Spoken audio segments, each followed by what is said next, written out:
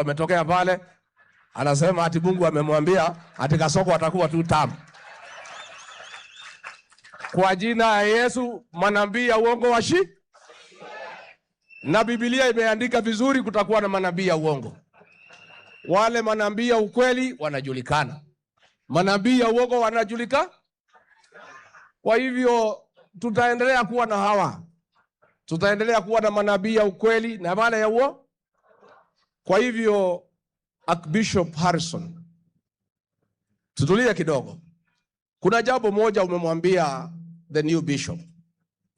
Ukamwambia ile kiwango amefika. There are certain things he can no longer do. That is true. I also want to tell the leaders here. Mimi Rigiji, pahali nimefika. There are certain things I love doing I cannot do. Mimi napenda kuingia kusikiza Mugithi. Siku hizi nikiingia kwa Mugithi kuna haribika. The whole place comes to a standstill. And it's something when I was down there I used to do. But pahali Mungu ameniweka, I am not able to do it. So wale viongozi tutatafuta nafasi ya uongozi. There are certain things now you cannot do. You must carry yourself with the dignity and the office that you aspire or the office that you carry. And those were great words from the Archbishop to the new bishop.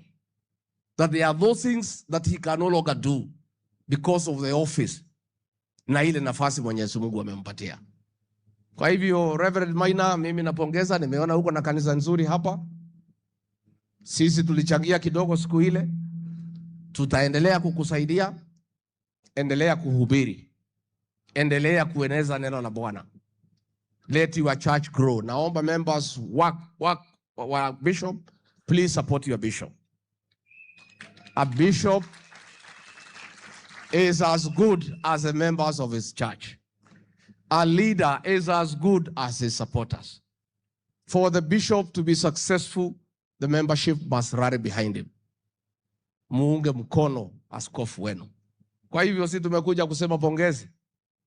Na mimi niseme vile MCA wetu yule Mkorino amesema. Rigathi Gachagua has no problem na kanisa ya Wakorino. Mimi nawapenda Wakorino sana.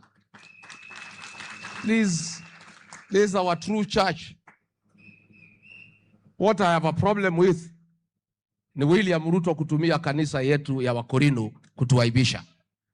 That I have a problem. Ile ya kuchukua watu si Wakorino na kuweka hao kilemba akina Moses Kuria. I have a problem with that.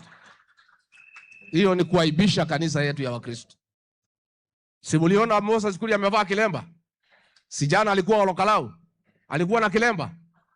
These are fake Wakorinos. Sasa ile nilikashifu mimi ni wale Wakorino wamesanywa wamepelekwa pale State House ya uongo. Wanachukua vitambaa ya watu wanakatakata wanafunga. Moses Kuria funga kitambaa. Nani endeni mkachukue pesa. So mimi lazima ningetetea the true and genuine Wakorino in this country. Lazima ningetetea hawa. Na mimi niko na imani kabisa na kanisa yetu ya Wakorino. But I have a problem with the fake Wakorinos. Na mimi naomba William Ruto tafadhali. Mimi najua unatuchukia kama jamii. Umetuangaisha. Umefuta watoto wetu kazi KRA. Umefuta OSPDs wetu kazi. Umesema Wakikuyu wasilipwe pending bills. Umetufanyia kila kitu na ni sawa na tumekubali. Lakini hii maneno ya kuaibisha kanisa zetu hapa Mlimani, we have a problem with that. Juzi umeenda pale Gatundu North, umechukua wanaume, umevalisha kitambaa ati ya Mothers Council. Kuaibisha kanisa ya Independent ambaye ni kanisa ya watu ya Mlimani. Juzi umeleta Wakorino, umevalisha akina Moses Kuria kilemba. Kuaibisha kanisa letu. That is why I have a problem.